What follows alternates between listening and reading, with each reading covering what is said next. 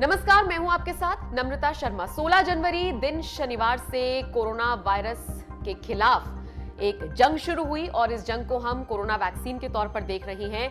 आखिरकार लंबे वक्त से जिस दिन का इंतजार था वो 16 जनवरी के तौर पर सामने आया।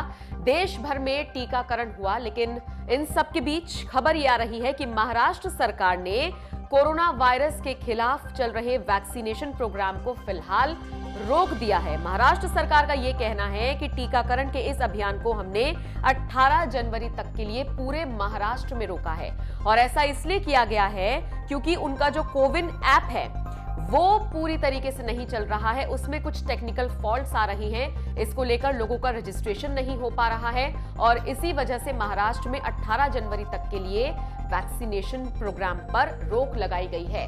अब ये तो हमने आपको बताया था कि अगर आपको कोरोना का टीका लगवाना है तो बस ऐसे ही चले जाएंगे हॉस्पिटल में और ऐसे ही नहीं लग जाएगा।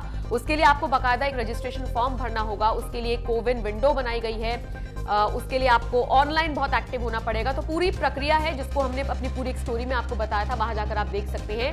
मतलब आपको अपना पहचान पत्र वहां पर वेरीफाई कराना होगा, बहुत सारी चीजें हैं, लंबी प्रक्रिया है।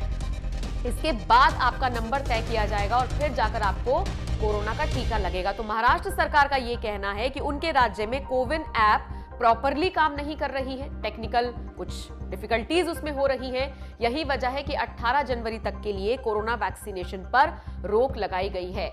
नहीं तो आपको बता दें, मुंबई में टीकाकरण के लिए 10 केंद्र बनाए गए थे, अकेले मुंबई की अगर हम बात करें, और इनमें 41 बूथ थे। बीएमसी के 9 थे, राज्य सरकार और केंद्र सरकार के भी इसमें शामिल थे। इसके अलावा 9 बजे से लेकर शाम 5 बजे तक का वक्त निर्धारित किया गया था जब कोरोना वैक्सीन लोगों को लगेगी। अब चूंकि खामियां आ गई हैं कोविन ऐप में, तो इस वजह से फिलहाल इसको रोक दिया गया है।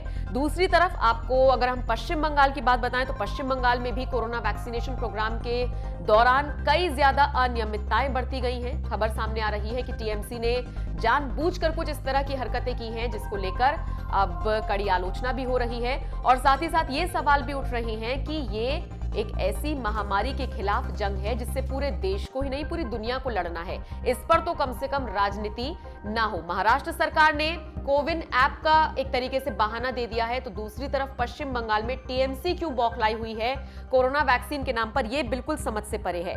आप बताइए कमेंट करके आपको क्या लगता है कि कोरोना वैक्सीन को लेकर ये जो तमाम राज्य हैं, इनकी जो सरकारें हैं, ये अलग अलग तरीके से बहानेबाजी और बयानबाजी क्यों कर रही है।